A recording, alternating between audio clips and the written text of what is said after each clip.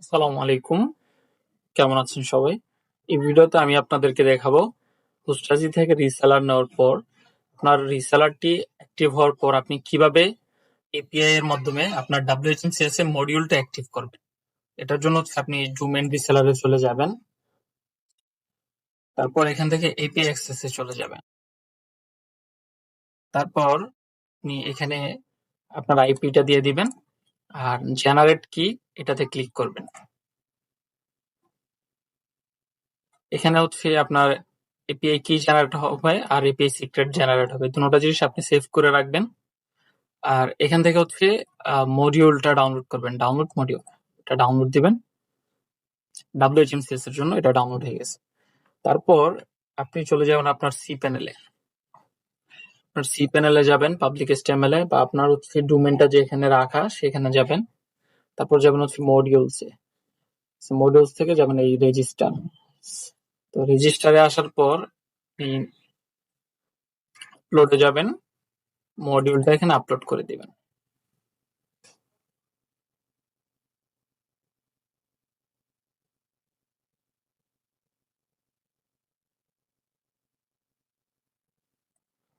মডিউলটা upload হওয়ার পর আপনি আবার মডিউলসে যাবেন, তারপর রেজিস্টারে যাবেন। এই যে জিপটা আনজিপ করে দিবেন, এক্সট্রাক্ট করে দিবেন।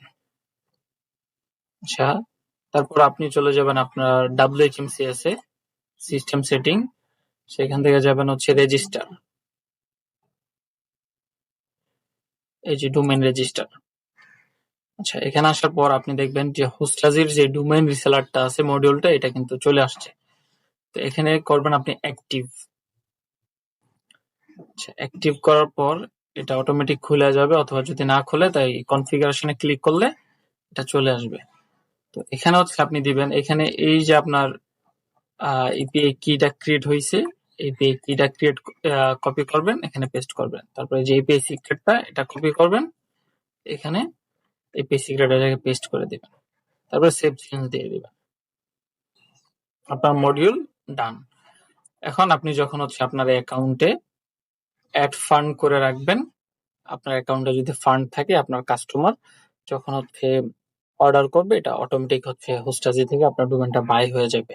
আর তারা অটোমেটিক নেম সার্ভার গুলো চেঞ্জ করতে পারবে, সবকিছু কন্ট্রোল করতে পারবে A to Z। তো আপনার মডিউল সেভ করার পর আপনি চলে যাবেন সিস্টেম সেটিং, তারপর যাবেন এই যে ডোমেন প্রাইসিং। আচ্ছা, ডোমেন প্রাইসিং এখানে এই যে হোস্টাসির মডিউলটা অ্যাক্টিভ করাতে হোস্টাসিতে যতগুলো ডোমেন অ্যাড করা আছে মোটামুটি এগুলো এমনিতেই চলে আসছে। তো আপনি আরেকটা জিনিস করতে পারেন, যদি এমনিতেও না আসে, অথবা আপনি যে ম্যানুয়ালি একটা একটা একটা একটা করে অ্যাড করতে পারেন। যেমন আপনার যে ডোমেনটা দরকার, ডোমেনটা লিখলেন, যেমন ডট আমার ডোমেন, আচ্ছা আমারই লিখলাম, ডট আমার এটা লিখলেন, লিখে যে সেভ চেঞ্জ দিবেন, আর ডট আমার সেভ হয়ে যাবে। তারপর যাবেন প্রাইসিং এ, প্রাইসিং থেকে আপনি আপনার ইচ্ছা মতো আপনি প্রাইস দিয়ে দিবেন। আর এই যে ডোমেন গুলো অটোমেটিক আসছে, এগুলো চাইলে আপনি আপনার ইচ্ছা মতো প্রাইস গুলা এদিক সেদিক করে দিতে পারেন। আর সার্জারি এটা আসার পর আপনি কি করবেন, এই যে সিং নাও এটাতে ক্লিক করবেন। এখানে যাওয়ার পর এই যে হোস্টাসির লোগো আসবে, এটাতে ক্লিক করবেন।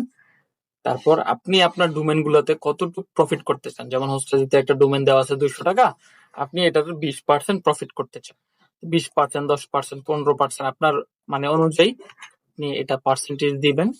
দিয়ে তারপর এখানে এলটিডিস এর মধ্যে সবগুলো এলটিডিস ধরেন সিলেক্ট করে দিলেন, মানে আপনি প্রত্যেকটা ডোমেইনে 20% করে আপনার প্রফিট থাকবে এরকম। তা আপনি এখানে যে অল আগে দিবেন, অল দিয়ে তারপরে অল এলটিডিস, ঠিক আছে, সিলেক্ট করে দিবেন। সিলেক্ট করে দিয়ে আপনি এখানে এই ইম্পোর্ট এটাতে ক্লিক করে দিবেন। আপনার ডোমেন গুলো ইম্পোর্ট হয়ে যাবে, আপনার প্রাইস গুলো 20% করে ইনক্রিজ হয়ে যাবে।